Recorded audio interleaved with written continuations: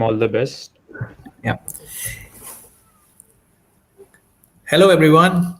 I am Anand, and today I have Kriti with me, and we are going to talk about the top global MBA programs for women.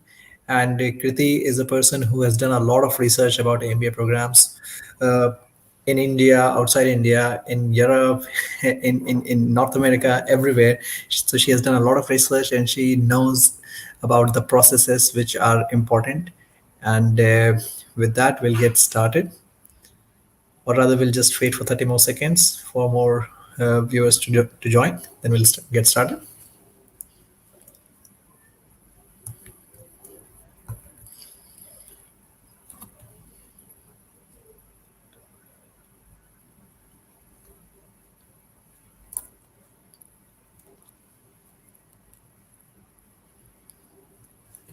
All right.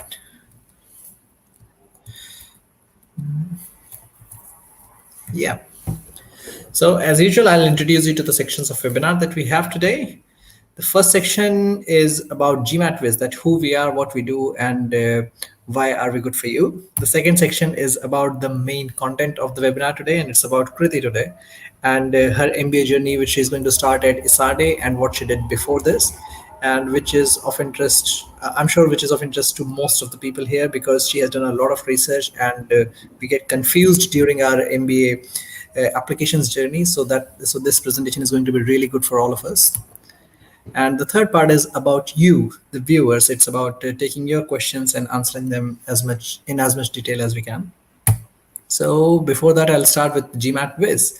So GMATWhiz is the world's only truly personalized GMAT course. So what do I mean by truly personalized? Like the GMAT exam, which is based on your performance, which throws the questions at you as per your aptitude and your performance.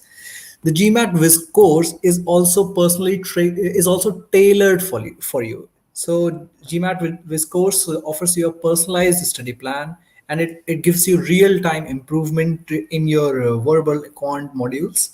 And the study plan that you get in the GMATWhiz course also keeps adapting to your performance, and it gives you the kind of questions at which you struggle, so that you practice them and become better.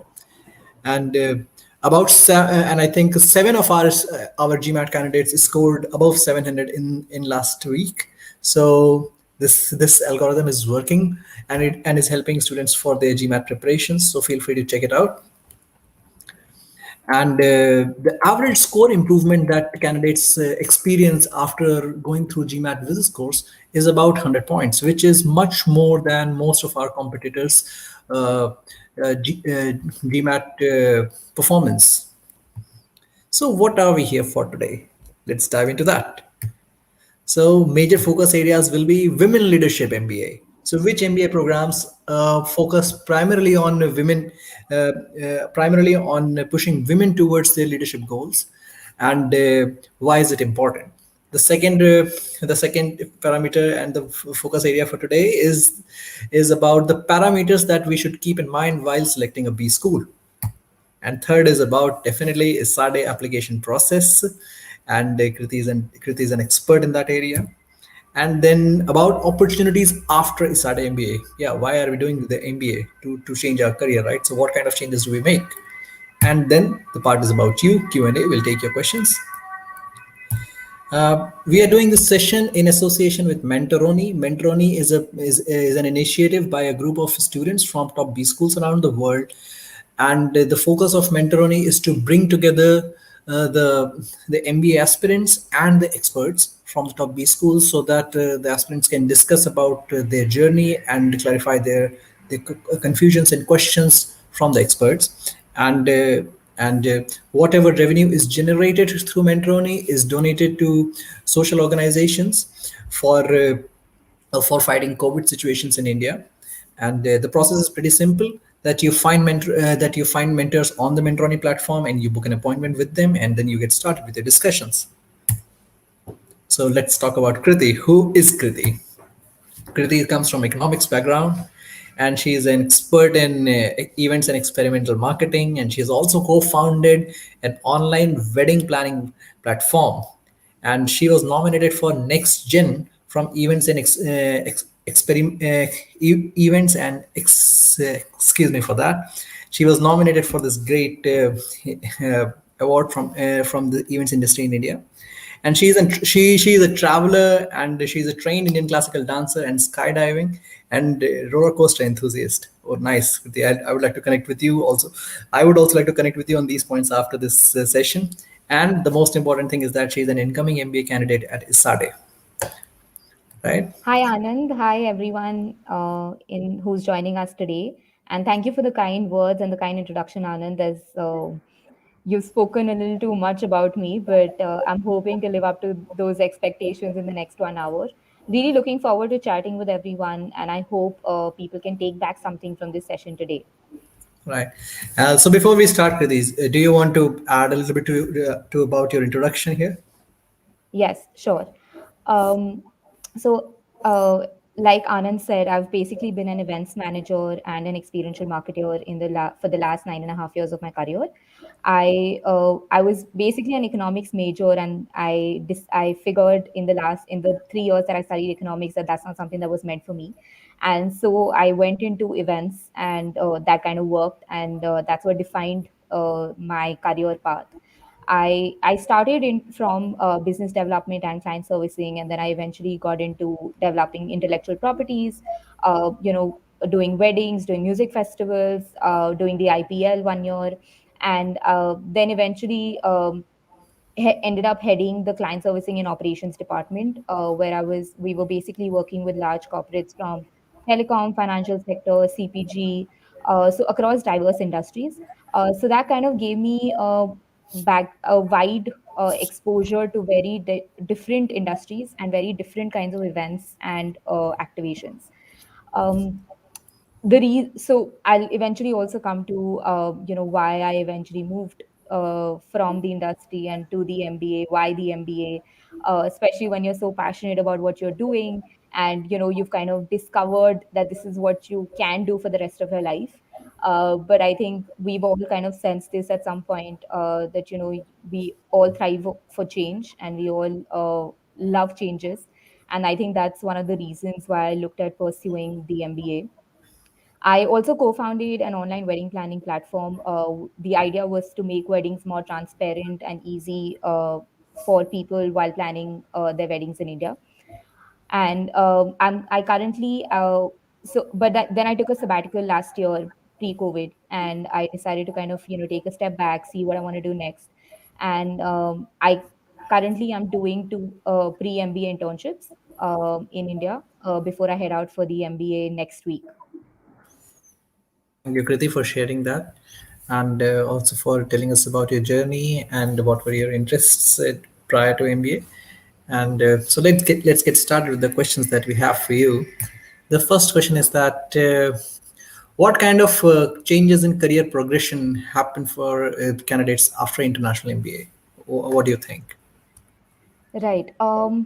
So I think every candidate has a very different career path, has a very different path post an international MBA, right? Very interestingly, someone mentioned this to me that the MBA is like a reset button in life, and you can actually look at changing your life 180 degrees, or if you want to just change one aspect of it.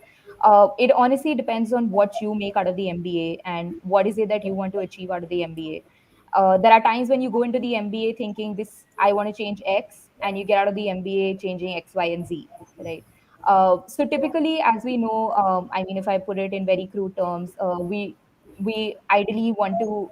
There are times when we want to achieve a triple jump, which is function, industry, and geography. But there are another set of people who are looking at just a career acceleration along with a geography change, considering you're looking at doing an international MBA. So this is typically what you look at doing. For someone who comes from a non-traditional background, such as me, right? I think for me, it's also a way to kind of get into a more traditional career path. That's something that I was looking at when I thought of doing the MBA. And the develop whatever skill sets I have developed over the years, whatever the transferable skills are, how can I use them in order to create a larger impact? So I think to sum it up, there are two ways in which you can look at a career progression. It's either resetting your career completely and going onto a different path, or it's career acceleration if you're happy with what you're currently doing and you just want to speeden up that process in order to get grow higher and faster in your career. I think that's what the international MBA helps with. Thank you very much for sharing that, Kriti. And the interesting thing that you mentioned is that if people who don't have a traditional corporate career, and we can help them get into that. And people who have that kind of career, and then we can also help them internationally. We can also help them to get into a different kind of career, which is not so traditional. So it works both ways. That was a Correct. good takeaway from this answer. Thank you very much. So moving on, the next question is about is focused around women in business. So what do you think are the key advantages of international MBA for women? And if you could tailor this answer about towards Indian women who want to get into MBA, so what would be the key differences for domestic MBA and international MBA? Okay, great. Thank you. It's a great question. And I think in terms of gender diversity and women in the MBA schools is a question, is a statement, is something that universally people have been trying to achieve, a 50% women representation in all MBA programs. And we're very far away from that even now. But however, having said that, I think as an Indian woman and considering I applied to multiple schools, what I saw very different at ESADE and in Europe specifically was how they are making efforts. It's different to understand. It's different to say that yes, we need it, and it's different to say that yes, we're making efforts and make those efforts in real in order to achieve gender parity, gender equality in the MBA program. Because while I mean there are enough and more stats available on the internet, just reiterating those. So while 47% of us of women exist in the workforce, there are only 17% that make it to boardrooms, and only about 4.8% who eventually are in CEO positions in the Fortune 500 companies, which kind of goes on to show why an international MBA eventually is important. Because while, of course, it ends up giving the same thing as it would to a man, honestly. But I think just the confidence, the advancement, and more importantly, the networking and the credibility that you get out of an international MBA kind of gets very important. And it really helps in confidence building when a woman wants to enter into the workforce. Um, so that's, I think, essential. And that's definitely an advantage of doing the MBA. Simply building a network of, and having a network of strong women around you who have probably been in those positions that you're looking at, or if those are the positions that you'd want to get into, or you're just building, helping other women as well grow in their careers. I think just having that network of women who want the same thing in life kind of becomes important, and it is definitely a great booster around you while you want to pursue, in the corporate sector. Right. Thank you very much for sharing that, Kriti. And on top of that, I also think that how, like, what my experience also tells me, so is that the international MBA programs which are out of India, kind of, although both the programs are good in terms of content, in terms of networking, and the experience, both experiences are good. But after MBA programs, particularly from the US or the European schools, is that one of the advantages is also that that these programs enable women to start their careers in fields which are traditionally which populated with men in the roles.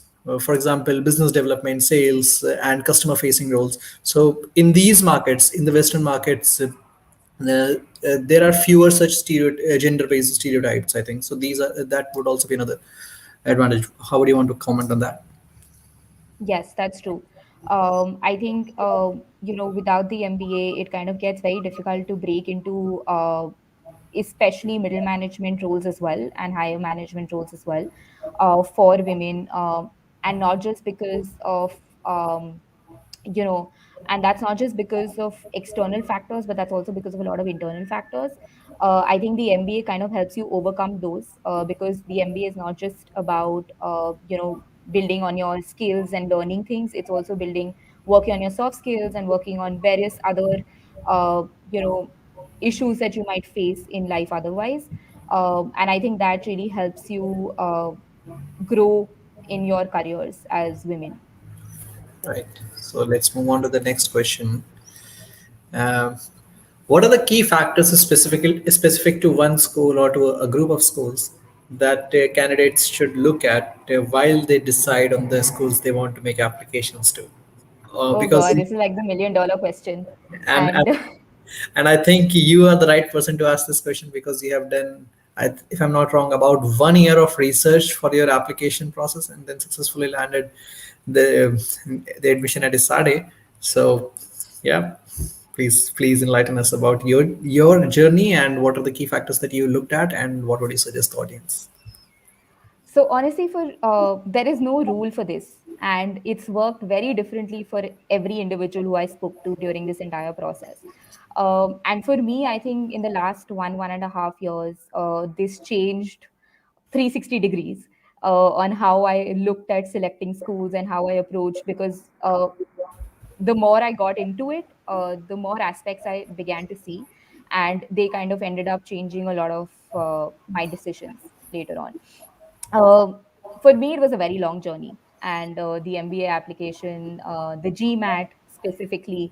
So it took me three GMAT attempts, and it took me 12 school applications, seven interviews, and then eventually I landed an admit and two waitlists at I was waitlisted at IIM Bangalore and ISB.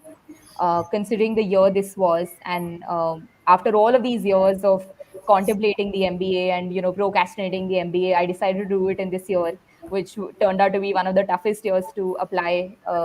In the MBA MBA application process. But I think what really works is attending a lot of school events that they do, right? And if nothing else, what COVID did well was that, it kind of turned a lot of things into virtual events. So if in a typical year you could only look at attending a few events, this year you could look at attending a large number of events for a large number of schools. Right. So attending a lot of events, speaking to alumni from those events, from those schools, uh, and understanding what the school is like, what the culture of the school is like, what the values are like. That really helped me, decide. As much as in hindsight, when I remember when I was being told this, that a culture is important, a fit is important, I was just I didn't pay that very seriously. But in hindsight now, I think my decision to go to ISADE is a culmination of all of those factors that I got out of interacting with AdCom, of attending events, of speaking to alumni, speaking to current students. And I think all of that put together kind of made me realize, what kind of a school I'd want, where is it that I'd like to go, which part of the world I'd like to work in. Um, because even though your post MBA goals sure can be clear, but I think a lot of it also evolves with the MBA and during the MBA and during your interactions with your cohort in the MBA, right? And which can be achieved, I think, if you are geographic neutral, especially, which I was. And though by the end, I think I kind of came more closer to India. Um, I think what really mattered to me was what the people were like, what the values of the school were like, right? And also speaking to AdCom, so the great thing that really exists in the MBA, in the MBA process, and what people don't realize is profile evaluations, which especially exists in Europe, in Canada, in even in Asia to a large extent. And I think we should utilize this tool really well, because this puts you in direct touch with an adcom, and it makes you realize whether you're going to and they're very honest and upfront with you, where they tell you whether you're going to be a great fit for the school or not. And I think no one better than the adcom knows whether you're going to be a great fit for the school or not, because they know the school the best. Basis whatever resources you've shared about you, like your resume, your essays, they already know how you are as well as an individual, right?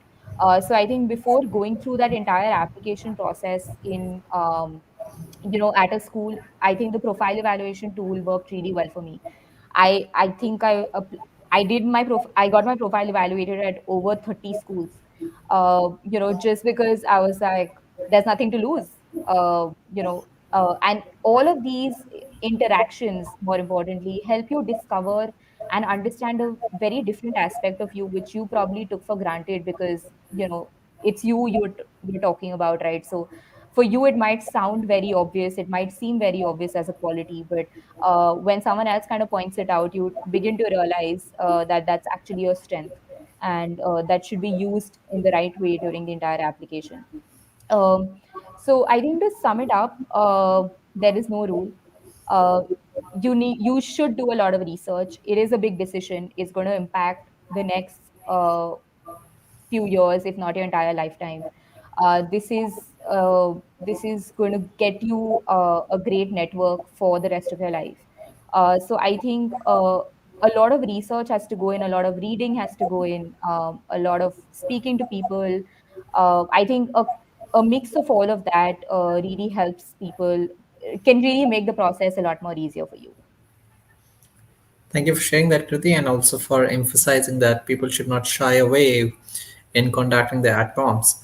And some of my experiences are also on the same lines. I know a lot of people who got their admission fees waiver just by contacting the adcoms, because when the adcoms feel that yes, that this person is really good fit for the cohort and this person might not apply, then Yeah, they give you all sorts of waivers. Some people also get GMAT waivers from many good universities because they explain their situations. They come with they come with a lot of experience and or some professional certifications, and even that happens at good universities. yeah. So, and this In fact, also. at one of the universities that I did a profile evaluation with, they extended the deadline for me to submit my application, because they were just. I was like, I can't make it to this deadline. I'll probably look at the next deadline, because it was just like 10 days away, and they extended it for me, saying that no, we really feel you're a great fit and you should. So, like you said, I think it's a great tool, and everyone should exercise this piece. Yeah, for sure. And so, if I were to summarize it in 5 points, then one would be about research. Believe that the candidates should believe in their own research, whatever their way of researching is, be it online or be it talking to people over there. Second, you mentioned about talking to people from the school. So that Yeah, is networking through LinkedIn. So guys, networking is if MBA had another name, then that would be networking. So start that before your MBA, and utilize that for your research. And third would be talking to adcoms, and fourth would be utilizing the secondary resources on the websites or the rankings, if that was also a part of your journey. yeah, And then fifth would be the primary information that you consume, which are available to you in the catalogs and all, and the admission committee interactions. right. Yeah. So thank you very much for sharing that, Kriti. And so a couple of cross questions to you from me. And please pardon me because I 100% believe in your research. So I am taking the liberty of asking a lot of questions here on behalf of our audience. Go ahead, So go ahead. thank you. So a lot of schools mention, let's say, 75,000 euros or 120,000 euros as their average salary. Right. So, and another part of this question is a lot of ranking websites are there, such as Financial Times rankings, X ranking, Y rankings. So, how would you want to comment on the representation of actual population in a particular school through these average matrices which are mentioned on the websites and on the rankings which are available on the internet. How would you because these are some of the key factors to on which any new MBA aspirant looks. So, Yes. and I have a little different understanding of that, so I want to get your insight on this question, on these parameters. Sure.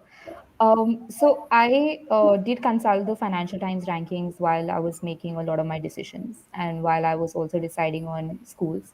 But I always took them with a pinch of salt, simply because in today's world, I think there are a lot of factors that impact a ranking and impact a school.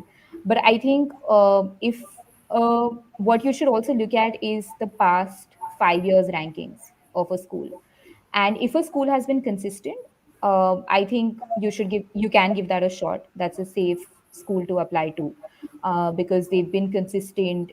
Because what we should also take into account is that alumni are also a part of these rankings. Like, there are surveys that are done with alumni, especially Financial Times does that, where alumni need to give feedback on their schools. So, considering keeping that in mind, if alumni is happy, I think a school is definitely something worth considering. Because eventually, rankings also somewhere define the strong network that you're going to get after the MBA, because that's the kind of people who are going to apply to those schools as well, right? And like you said, if networking is the other name for the MBA, you know, so that network is what is essential, and that's one of the main reasons why you pick a school as well, right? Um, Basis what is the network that I'm going to get, how strong is the network, how strong are the alumni in that region. And because there's a very different vibe when you reach out to your school alumni versus someone else from another school, right? They just meet you very differently, they speak to you very differently, and I think that's something that is somewhere defined by rankings. I think that does get impacted.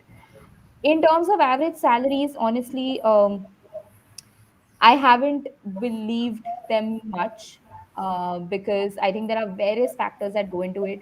Considering I haven't been, I haven't understood the math behind it or what the algorithm is and how they come to those numbers.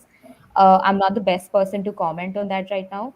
I would further, once I probably experience the MBA, I'll get to delve into it further and understand how it works. But I think basis also a lot of other websites, and just basis your research, you kind of can make out what function you're interested in, what is the organizations that you're interested in, what are their average salaries in that region. I think those stats and those numbers are available on the internet.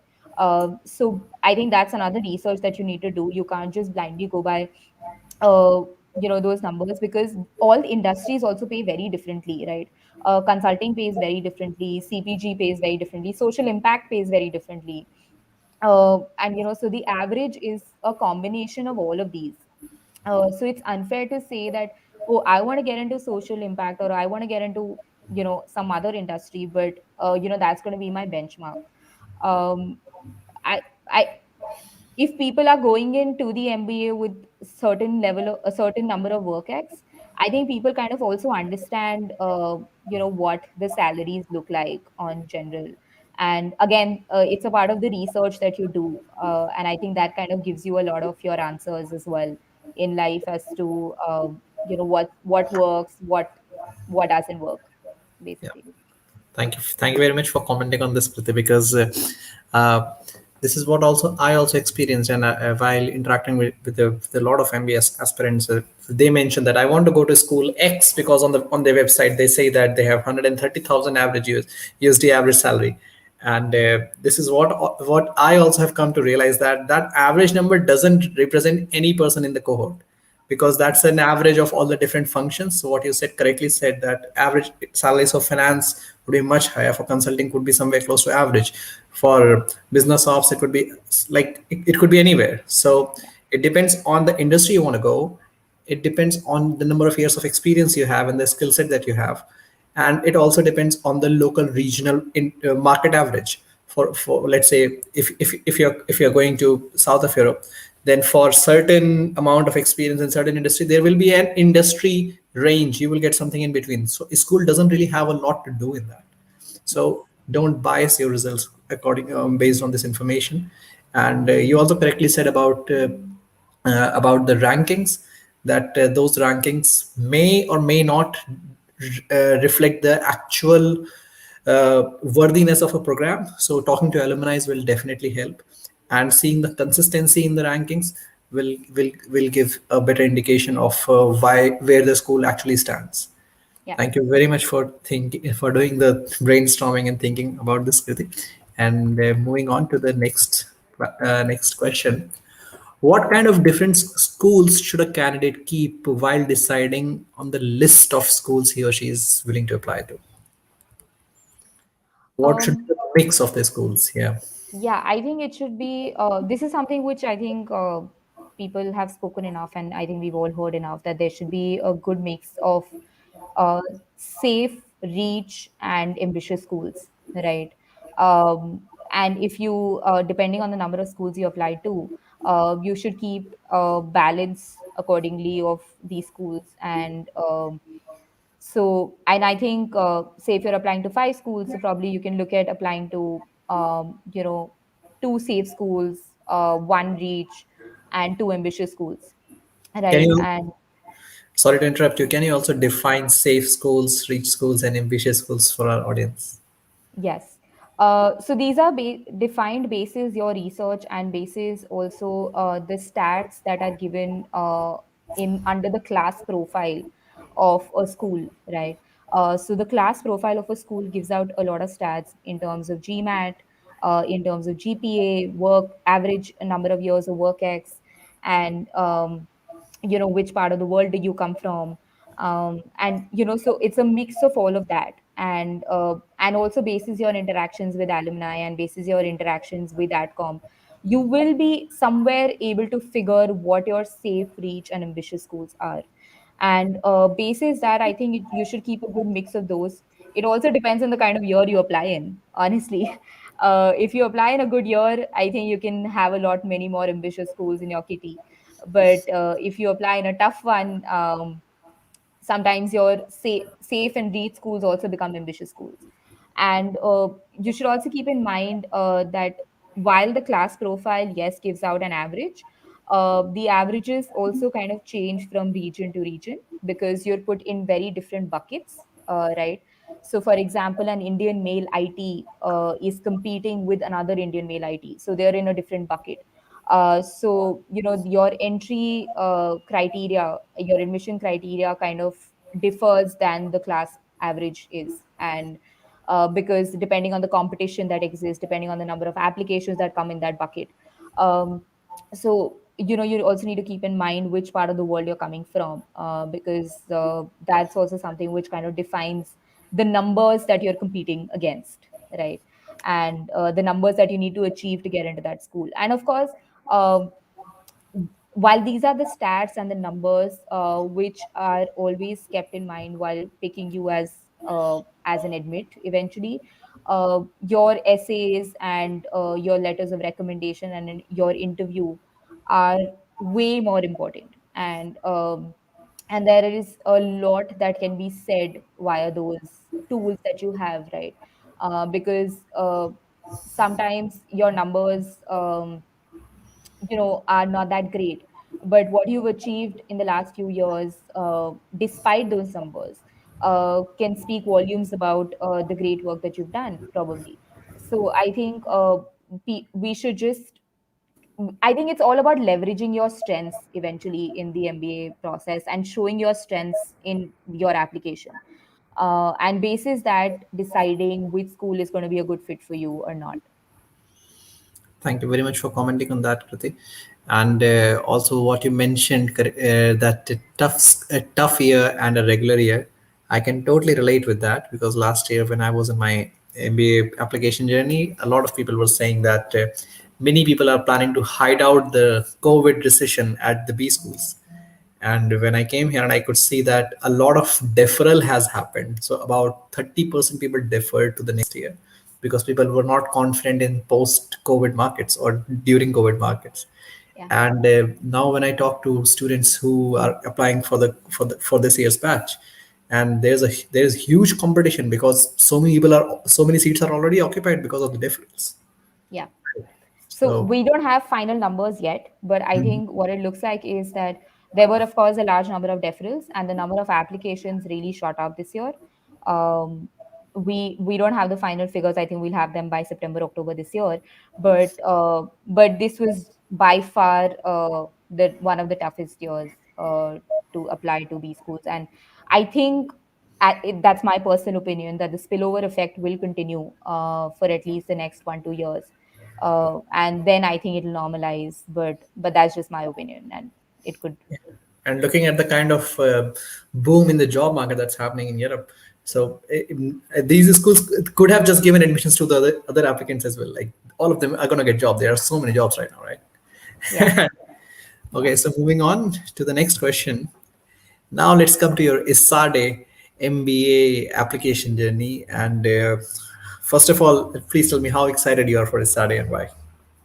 Oh, very excited. I think just this entire year's, this is like the result of the last 1 year, right? And just embarking on a new journey, and everything that you've thought of in the last 1 year, all your dreams are kind of, just you're hoping to get fulfilled during the next 18 months. And I think it's good. It's a great city. I already love Barcelona. So and the people that I've already met so far, I think they're amazing. Can't wait to meet them in person. But I think a mix of all of that, and just hitting the reset button in life, I think that's what is the most exciting. Talking about the people you mentioned, so can you explain to tell us a little bit about the mix of your cohort? Like what is the batch size? How many Indians are there? And how many other nationalities are there? And a little bit of gender ratio and yeah, a bit of demographics of your cohort, if you have any Sure. information. Yeah. So typically, I mean, we're still yet to get our final figures for this year. But typically, the ISADE MBA has about 180 people, 180 to 185.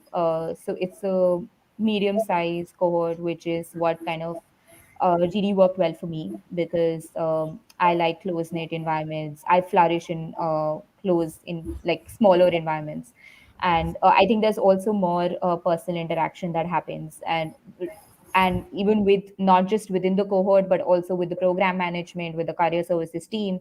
I think there's enough and more attention that everyone gets in the cohort. Um, so ISADE is truly an international MBA where I think 98% of the class is international. There are people from over 45 nationalities, and so it's amazing. It's So we have people from all the continents in the world, literally. And I think it's exciting to see how it's going to be working with in multicultural teams, because this is truly going to be very diverse, international. And it's going to be interesting to see people from very different walks of life, doing very different things. um, so someone who's an entrepreneur, someone who's a sports person, a lawyer, a doctor, someone who's coming from marketing, finance. It's just so I think the MBA is one place where you get to meet a wide and a diverse range of people, which otherwise you'd struggle to in a day-to-day life and your otherwise mundane life, right? And I think just working with them and trying to achieve common goals, and collaborating with them on different projects is something that is going to be a completely different experience, apart if you put the MBA aside from this. Yeah, and also to add on to that, what they say here is that you get to meet the whole world in one classroom. So that would not be wrong to say. Very true. Yeah, and so and apart from the professional experience, it is also a good cultural learning, I think, right? Yeah, yeah. And one of the best things to do before reaching there is to learn to say hi in all the major languages such as Mandarin, French, German, Oh, that's Spanish. a great tip. Yeah, Thanks, Anand. That's a great tip. thank you. Okay, so let's dive into the technicals of your application. Yeah, why did you choose ESADE for a MBA? Like until now, you have told us that why are you excited about this program? What are the good things Yeah. that you are going to experience in in the initial phases of your MBA? But what made you to decide on ESADE, like of all the schools in the world? As I like to put it, Isade chose me, honestly. Uh, and I think Isade knew, basis my interview, basis the essays, basis all of that. I think they saw me as a great fit, and eventually I think everything kind of conspired towards Isade in life. But the reason why I ended up applying to Isade and why I eventually chose it was, of course, the so when you go on the ISADE website, right, and when you say talk to people from ISADE, there is a very strong sense of collaboration that exists in people, uh, and where people want to be, they're genuinely nice people and they want to be good leaders, right? So Isade talks a lot about do good, do better, and I think that's something that I have grown up with, and that's the leader that I aspire to become as well in life, which is where you need to leave a positive impact in the world with whatever you are doing. um, and in whatever you can even be in finance and still be a very positive, and you can still leave a positive impact in the world, right? It doesn't always have to be very cutthroat, and it doesn't have to be that life. And I think that's what Isade kind of, while and Isade helps you like question the status quo, it helps you think very differently, and that's something that I saw overall. And what I also saw in everyone who I spoke to was that they really spoke highly about the program, right? Whichever part of the world they were working in, whatever they were doing, everyone ended up speaking very highly about the program, the faculty, and everything. That the culture at SRD, which is a lot about collaboration, and I think I will keep bringing this up time and again because the collaborative spirit at SRD is literally everything. So you work in teams, you do everything. You basically think of ways on how, if you have thought of an idea on how you can collaborate with people in order to achieve that idea, and in order to how to make it bigger, right?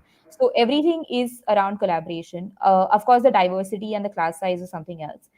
But what also excited me was the flexibility of the program, right? Where you can do the program in 12, 15, or 18 months, depending on whether you want to do an internship or an exchange, or you want to do both, or you want to do two internships, right? And this is a decision that I can make in March next year. I don't need to make that decision now. So depending on how the MBA progresses and how my internship applications go or my job applications go, I think basis that I can make that decision, which is great. I mean, because especially when you need to enter a new market, a new geography, I think it's essential to get into an internship first, and then get into a full-time job, because that helps you and the company both understand if you're a great fit for them, right? And so I think that kind of gives me an opportunity to really be able to explore what I'd like to do. Plus, ESADE is the number one MBA for women in Europe, and I think that just spoke volumes about what they believe in, what they do, and I'll speak more on that later. But I think just the fact that they're so vocal and they really leave no stone unturned to ensure that women get equal representation and women get equal opportunities, and and everything that they can do in their power to basically help women uh, get to basically achieve their dreams, and not let anything stop them, is so a mix of all of this kind of helped me. And of course, Barcelona. I mean, I ended up I did visit Barcelona about 5 years back, and I had fallen in love with the city. I remember thinking to myself, I don't know if I'll ever be able to come back here. And so it's kind of surreal that I'm getting to go and live in that city for the next 1.5 years. So that's again something that is very exciting. Right. Thank you very much for sharing that, Shruti. And moving on to the next question about what you just mentioned is the focus on women leadership at the SADE is quite visible. Yep. So that is my question. How is the focus on women leadership at ESADE better than other B schools, preferably from the same geography or other B schools around the world? So I'll just talk about Isari. I'm not going to make a comparison here, So but why I ask this question is that it might help the audience decide a little bit more towards ESADE or towards other. So if you can just mention a little bit of research and answer the question with primary focus on ESADE, that will also be great. yeah, Thank you. sure. So Isari has a cross the line campaign, right? Where they talk about, and this is a campaign which is specifically meant for women, and it is an effort that they're making to fight for gender equality in businesses. And basically, what they believe in is that there should be no limits, there should be no glass ceilings, and women belong in boardrooms and in C-suite roles as much as anyone else does, right? Because if there's anything that we've realized is that women are amazing leaders. Whoever has been in leadership positions, they've all only proven to be great leaders. And what ISADE typically does is they of course have a women mentorship program where women help other women grow in their careers and with whatever help they need. And with guidance, support, any of that. The women in business club specifically at ISADE is very active, and they do a large number of events. They do a large number of networking events. And there is a lot of support from the program management to that uh, club specifically, in order to be able to just do anything new there. I mean, even if you go with new ideas to them in which is specific to women, they're just so prompt with it. They're just so efficient, and they just love hearing new ideas as to how can they make it better for women. How can they reach out to more women to come into B schools, and then eventually how can more women also be seen in more leadership roles.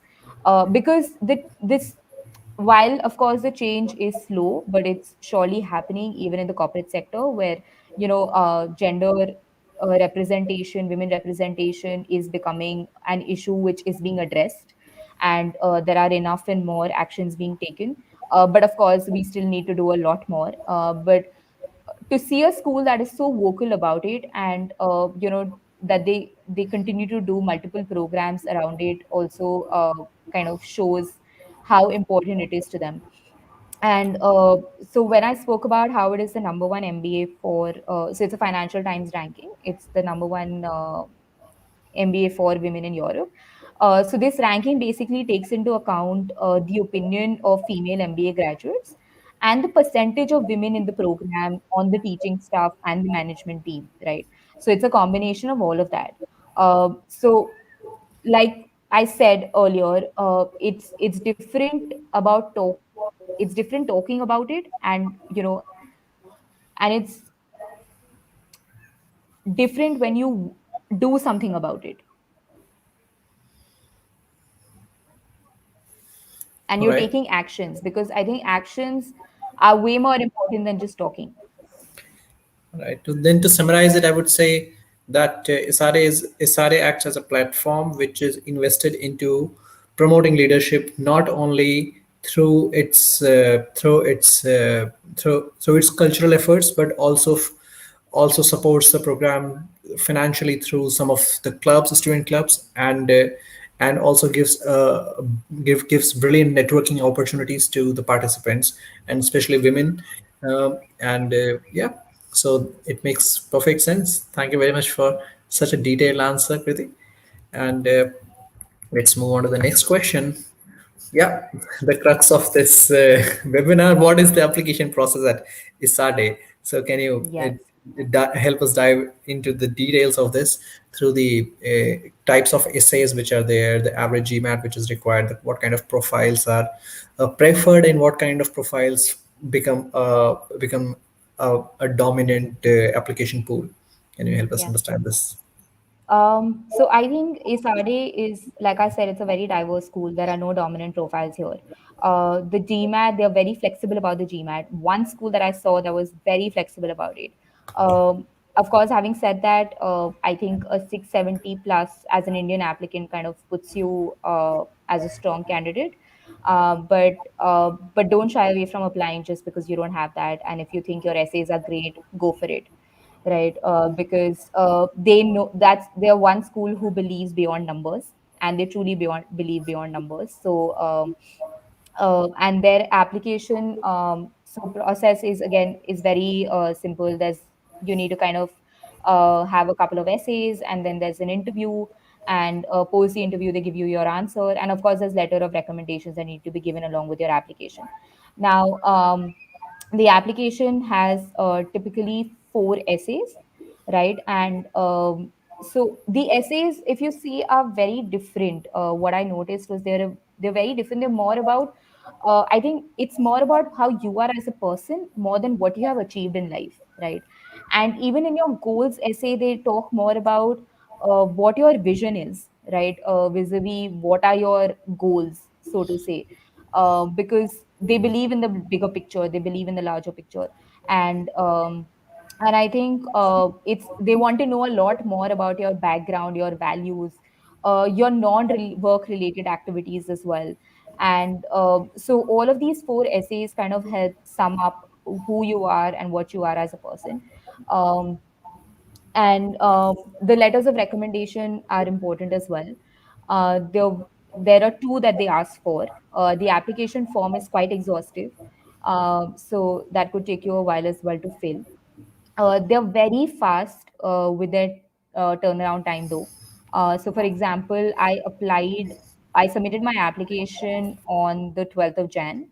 I got an interview call on the 18th of Jan, and I did my interview on the 27th of January, and I got my final admit on the 26th of Feb. I was waitlisted in the middle, and so I think this entire process was done in like a month and a half, because I was waitlisted. Had I applied, because I applied in round three, I would suggest everyone to apply earlier because their rounds are short, and they start having.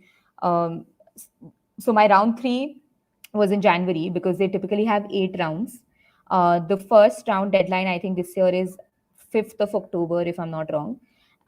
So I mean, if you're looking at ESADE, the best is to apply early because there's also greater chances of you getting a scholarship. So the scholarship essay doesn't need to be filled. It's optional. You can fill it once you get into the program as well. And if you want to fill it even before, you can do that even then. So that's not a problem. If you want, I can also talk a little more on the essays and the topics. But I mean, they're all. So the first one was, which aspects have you improved on during your academic and professional career so far? Which tools or values have helped you achieve this? Right. Um, so they just don't want to know what the end goal was and what your end success was, but they want to understand the process, and they want to understand how your mindset changed, or what are the values that you imbibed, what are the tools that you used, right, in order to get to the final end result. So I think more than the end result, they're also more concerned about the journey, which is great. Um, the second essay was, how will your background, values, and non work related activities enhance the experience of other ESADE MBA students and add to the diverse culture we strive for at ESADE? Note, the goal of this essay is to get a sense of who you are rather than what you have accomplished. So like I said before, right, it's all about how can you contribute more into the how are you going to help other people grow in their lives, right? How are you impacting their lives? What is it that you have learned, and how can other people learn from you? And that's something that they want to know about you, right? Which honestly is where you have to talk about the kind of person you are, and not typically about, I did this XYZ project and this is what I achieved in that project, those are the numbers. No, that's not what this is, right? The third question is, what are your motivations in pursuing a full-time MBA at this point in your life? Describe your midterm and long-term visions for your post MBA career path. What is it about SRD you think will help you reach your goals? Right, again, this is also, what are your visions, how are you going to achieve it, how is SRD going to help you achieve it? um, So this is about a little more about your goals and why the MBA, but why MBA also drafted in a very different way, right? And the next was the last question was basically you needed to do two of the four questions that they asked. I am most proud of, or people may be surprised to learn that what has your biggest challenge been, and what did it help you learn about yourself, and which historical figure do you most identify with and why? And the word limit in all of these essays was also very comfortable, so you won't have too much of a problem basically while writing your essays. So this is what the essays were all about, and the letter of recommendations too is what they needed. I remember I faced a problem with one of the recommenders, and I reached out to the school and they were very prompt with it, and I was able to literally submit that the letter of recommendation in the next 2 3 hours. So they're great, they're very responsive, very proactive. Whenever you need anything, they're always there. Great. Thank you, Kriti, for sharing, for explaining the process in such details.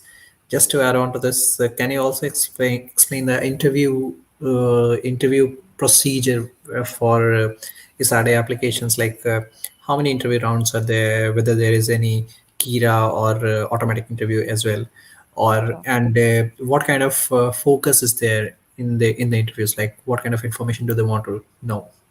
Yeah.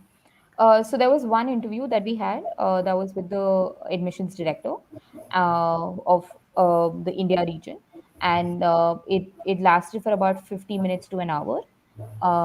It was a behavioral interview completely, basically picking questions from what you had filled in your application. It is completely in sync with whatever you have written in your application, and it's a very it was an interview where you could really they just wanted to know the true you, honestly.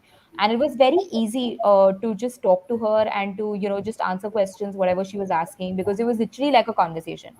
It didn't feel like an interview at all. And this is not just me, but this is, I speak on behalf of a lot of my batchmates who I've spoken to about this interview process, and they all agreed with me on this is by far one of the best interview experiences that we had, because they just made you feel so comfortable. And the you could see that they really want to take you, right? They're not trying to eliminate you, they were trying to take you. They really like you and they want to take you, and they're just giving you one more opportunity to, they want to talk to the person, right? Like, because so far they've only read the application, they've only seen they've seen numbers and stats, and but this is one opportunity where they get to speak to you. And like we all know, I think conversations change a lot of perspectives in life, and they're very important in everything that we do. So I think the interview at ESADE is literally like a conversation, and it should be taken completely like that. And if you've been true in your application, and if you've said everything, if you've been honest there, the interview is not going to be a big deal at all. um so yeah, that's about the interview. Thank you very much for sharing that, Kriti. So, yep. So that was more of a conversational interview than of a informational interview where people want to seek some information out of you. Now they want to just understand what kind of a person you are. They already know about your background and your achievements through your applications in the CV, right? And moving on. So, what are the types and what are the different criterias for the scholarships that are available at ISADE? There are both merit-based and need-based scholarships available at ISARD. Need-based was introduced this year, I think. And in terms of merit-based, there are over 25 merit-based scholarships, but those are the scholarship categories, so to say, but they award multiple in each category, right? So there is a lot more opportunity for everyone to get scholarships, and and scholarships are very diverse, and they range from industry to nationalities to geographical location to gender.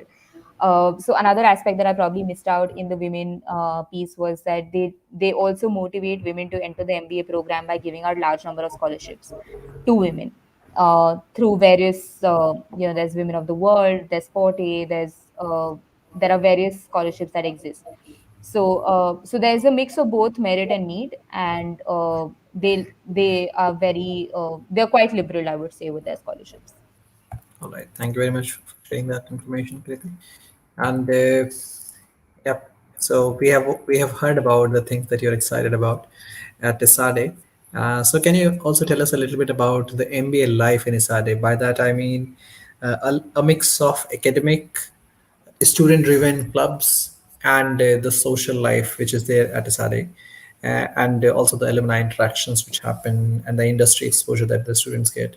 So yeah, that's the MBA life at ESADE. Can you throw some light on that? What do you think it will be, Yes. and what's your exposure about that so far?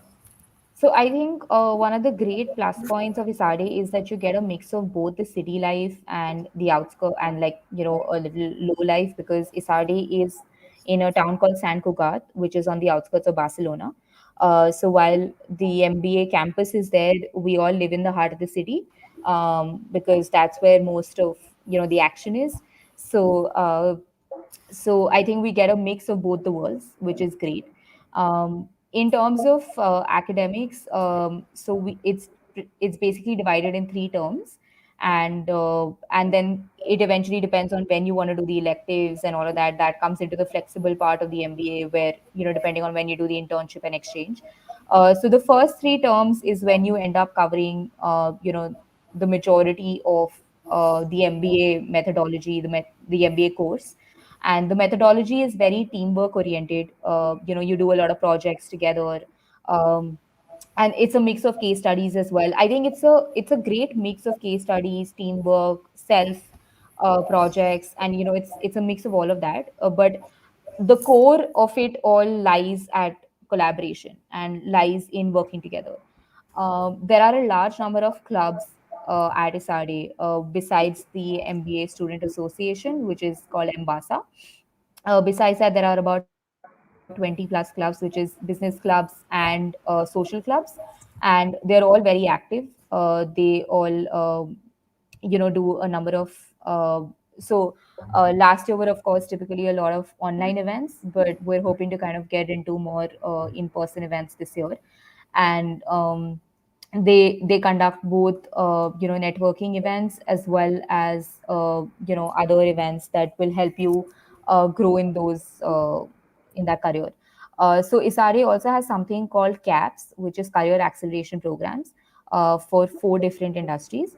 So if you're interested in those industries, there are weekly sessions that happen, networking, knowledge sessions, seminars, which will help you get more insight into that career, especially if you're looking at industry change, right? So this is typically for technology, consulting, finance, and healthcare. So these are the caps that they have, which typically help you. If you're looking at a change, industry change, it helps you pivot and helps you take a more informed decision, so to say, right? They also have career fairs and they have study treks and they have career treks as well. Basis, so I because I'm interested in marketing, so the marketing career trek happens in Amsterdam, and the because the Sari alumni base is very strong, the community is very strong, very close knit. So people are more welcoming. They're generally open to more chats, and they're always very helpful in trying to wherever you kind of get stuck. So I think just being in Barcelona, which is a great startup hub, so to say. It's a cosmopolitan city, very vibrant.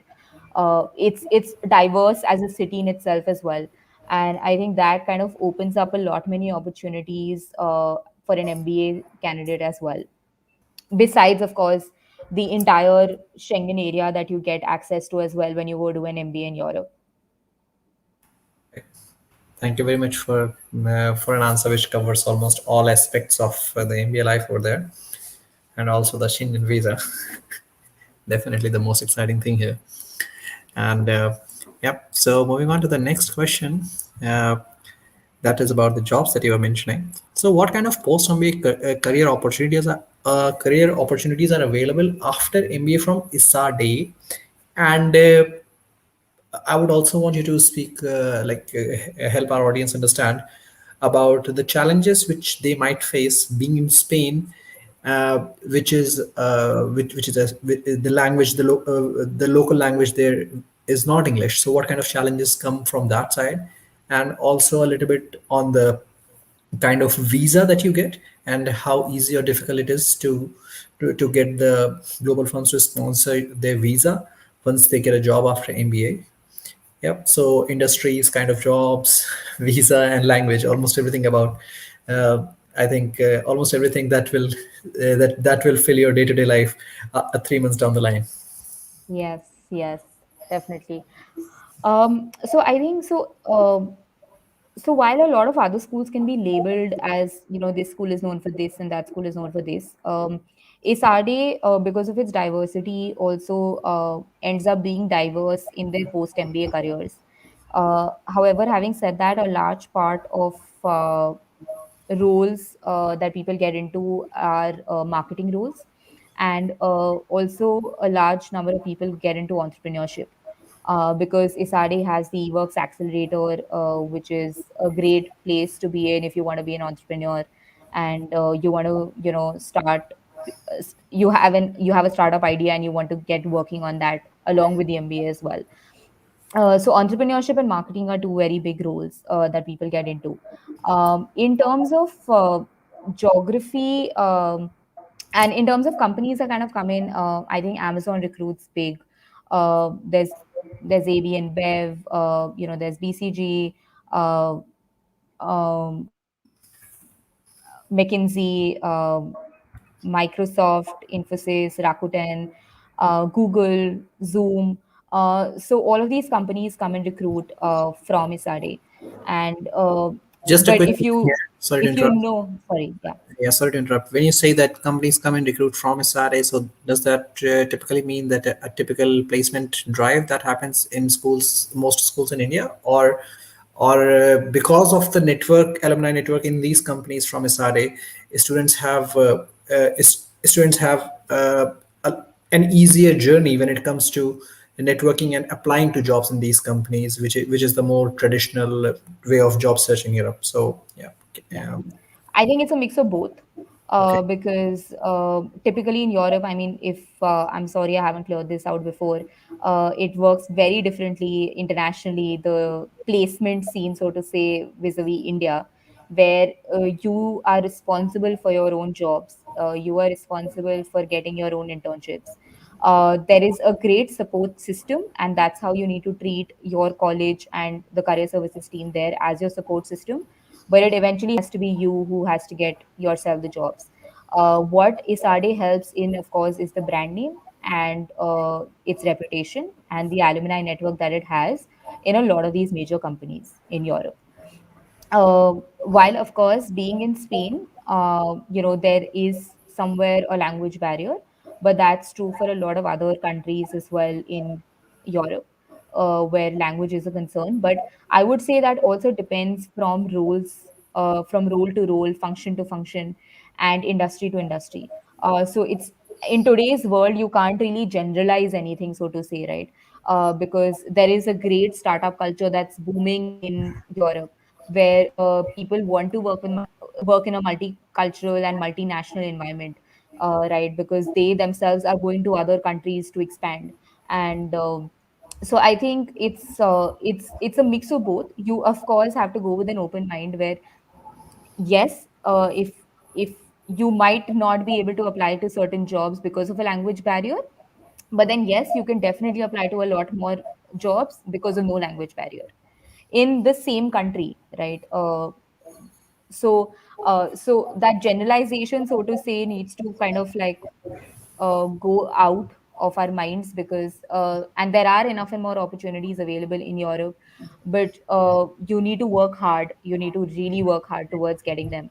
And networking and applying to places, ensuring that it is also a great fit for you, seeing talking to people, multiple people from an organization.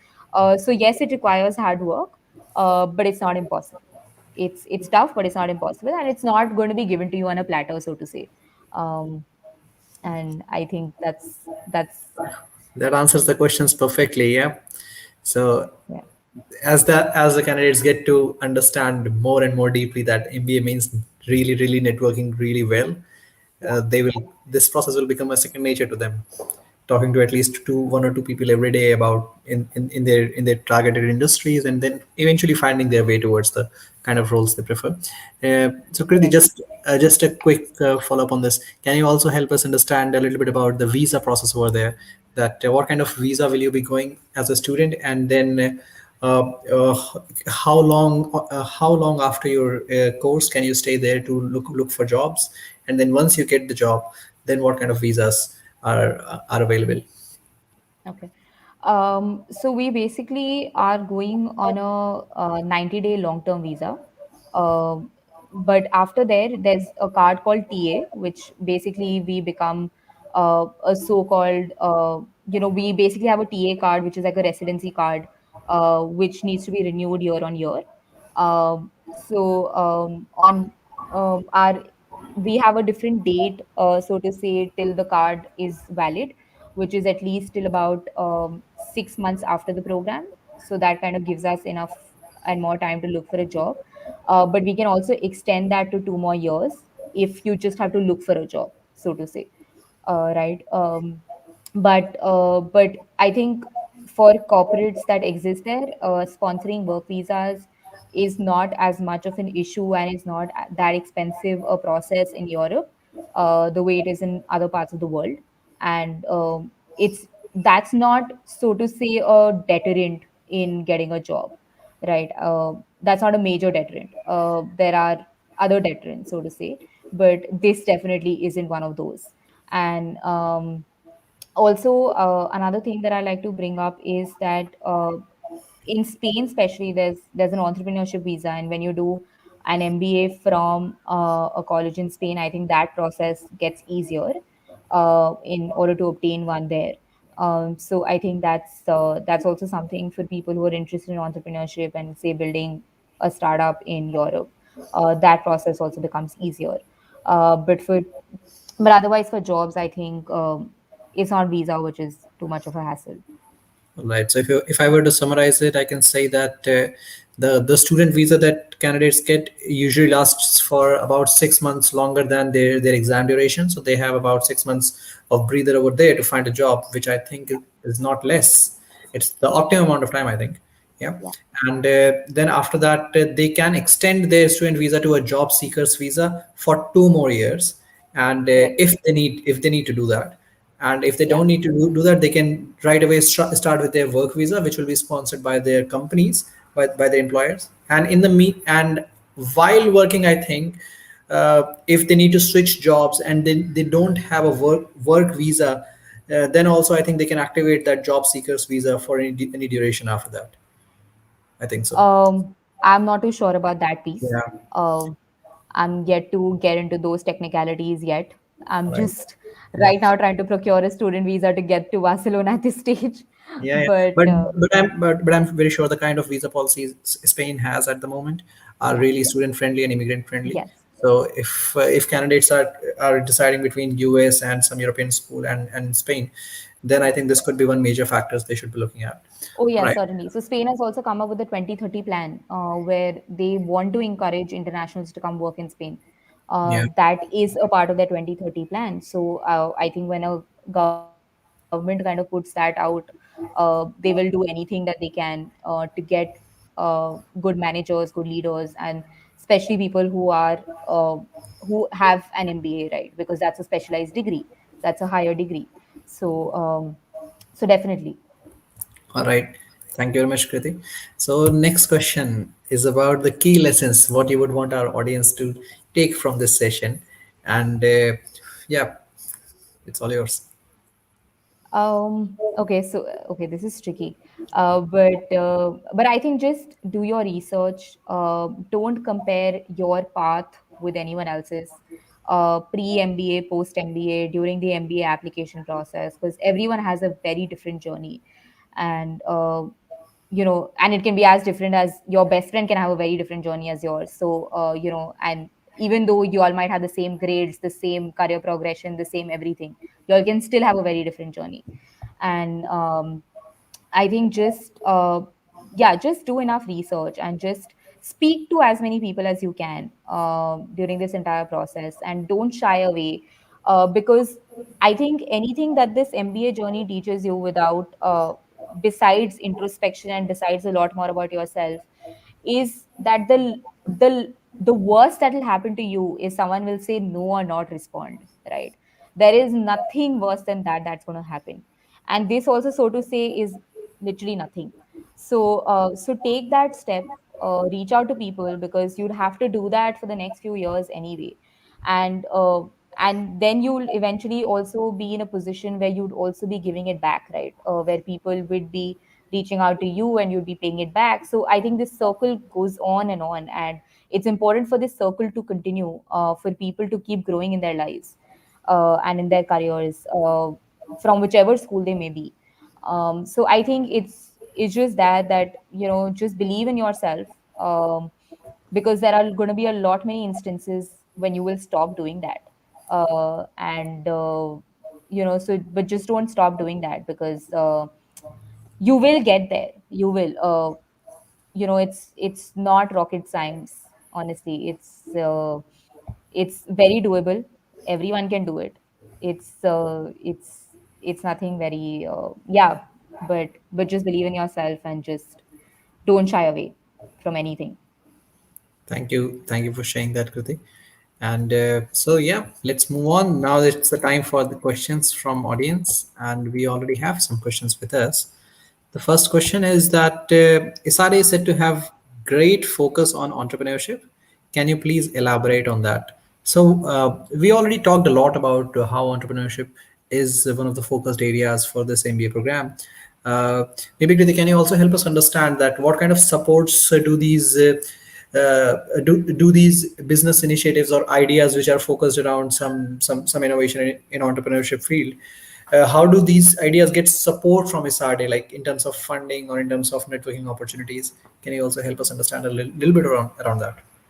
Yeah. So besides the course that exists at ISADE, where there are a lot of electives and there's a lot of focus on entrepreneurship. In fact, it's also one of our core courses, entrepreneurship. What also exists is the eWorks Accelerator, which you should definitely look up. And that's something that, as an ISADE candidate, that kind of becomes a lot easier to get into. So it works like any other accelerator program where you get mentorship, guidance. You get access to a lot of industry leaders, where if you have a basic idea, you can help that they help you grow that idea, right? And then eventually, of course, help you with funding, with investing, with everything that a startup journey entails. So the eWorks Accelerator is a great place to be in. There's also something called the ISADE Acropolis, where a lot of startups are based out of, right? There are a lot of offices there. So you can also go and work with them, or just go interact with them, and they help you out. And there's a lot of one-on-one interactions that you can do with people who are entrepreneurs. And the third, of course, is in the course that you kind of learn a lot about entrepreneurship as well. And there are a lot of entrepreneurs who come into the program, right? And so there's a lot of knowledge sharing that you can do with people, because they come from very different parts of the world. They come with very different ideas, and that kind of helps you broaden your horizons as well. Right. Thank you very much for sharing this, Anthony. And another question is also about. Okay, so it's not about entrepreneurship, but it's about what are the kind of industries that are that are thriving in Spain. All right, so this is more about the geography and the kind of career that a candidate who is not sure about his or her short-term goals. So it Yeah. entails to them. I think so it's the startups, it's the industry and general services industry which is thriving in Spain, which can be so I think one of the biggest startups that is out of Spain is Glovo, which is a food delivery app, right? Which is something like what we have Swiggy in India, right? And they're huge. They've expanded to Africa. And so there are various startups that are out of Spain, which are very big. And so general services, I would say e-commerce, those are the industries that are thriving in Spain, besides CPG. And because in a couple of other traditional industries, so to say, I would say, for a couple of roles, language does become a issue. But for everything else, I think it's doable. Right, thank you very much, Kriti. Uh, so moving on. So I'll explain to our audience now what is the application consulting process at GMATWhiz. So we start with your story formation. If you decide to work with us for your B school admissions consulting, and you decide to take our assistance for your application process, then we start with your story formation. That who are you, where do you come from, and what are the we try to bring out the strong points in your story. Then we also help you in school selection based on your goals and based on the kind of geographies you would prefer. On these two factors, and also on your also based on your profile, that how strong your profile is, we help you decide the right schools where you will make the best career. And then we help you with the essay reviews. We provide two to three essay reviews for each of the essays that you have in your application. And we also help you restructure your CV, uh, and tailor your CV to a particular B school, because all the schools have different focuses. So you should be talking a bit more about those kind of areas. And then we provide you interview prep. So it's an end-to-end service that we provide at GMATWhiz. And I'll also share the link to have a free 30-minute consultation call with us, where you can decide how good the service is for you. And we have multiple bundles. So that if we have a 3 school bundle, we have a 5 school bundle, or you can also work with us for just a few applications which don't fall into any of these categories. So feel free to check out the website, guys. uh, and one of the good news that I have to share with you, that we had a brilliant candidate working with us for his GMAT exam, and he scored 760 in his first attempt, ranking in the top 1 percentile. And so this guy is Kushagra, and soon we are going to have his interview with us, and it is on August 15. I'm sharing the link to the webinar. So please make sure to pin it in your calendar. And and this webinar is on 15th of August at 8:30 p.m. IST, if I'm not wrong.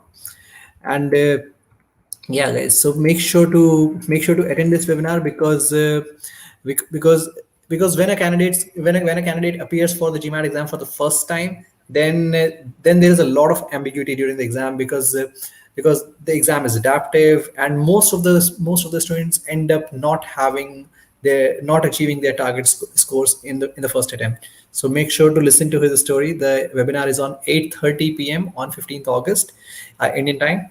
So I've shared the link in the comments. Yeah, and we are having an Independence Day sale, so about 50% off on our online prep courses. So make sure to check it out, and see which courses, which consulting packages suit your requirement. And there are a lot of free resources available on the website, such as the resources for your GMAT exam, and free consultation calls for your application process. Feel free to check that out. And with that, I would want to say thank you very much, Kriti, for telling our audience about your experience and sharing all the information in such a short time, which you have gathered over your years of research. And every from everyone's side in the GMAT in the GMAT with community, I would want to wish you all the very best for your MBA journey, and have a good time in Spain. And I hope to remain connected with you.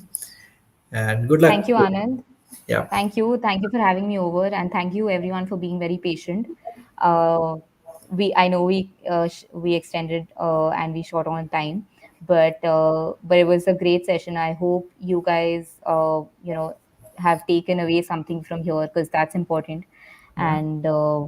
And I mean, feel free to reach out to us in case of any questions that you have even later. We'll be happy to help. So we have one quick question before, like, one somebody just commented. So this person says, do you see strong ESADE community in India? Well, that's a great question. That's something that I was also looking into when I was making that decision. And what I realized over time was that yes, it is growing with time. If and a great way to figure this is also on LinkedIn and on speaking to people who are based out of India, and then eventually hearing from them on what the the community in India looks like, which of course, which is growing day by day because the focus on India is growing day by day. They also have a strong focus in Asia Pacific, so to say, and the alumni base there is growing because I'm on Asia Pacific groups, and I see that there are large numbers there as well. Um, but for me, that eventually wasn't really the deciding factor because I'd like to stay back in Europe, and the alumni base there is extremely strong. So it kind of made the decision a little easier. All right. Thank you again, Kriti, for taking this last question. And we wish you all the best. And we wish all our audience, all of our audience, a very happy Independence Day. And hope you guys will have a great weekend. And we'll see you next week with another industry expert from another school. And we'll talk about the different things about that school and about your application process. And we'll discuss your questions. Thank you, everyone, for joining. And have a very good weekend. And happy Independence Day to everyone in advance. Thank you everyone.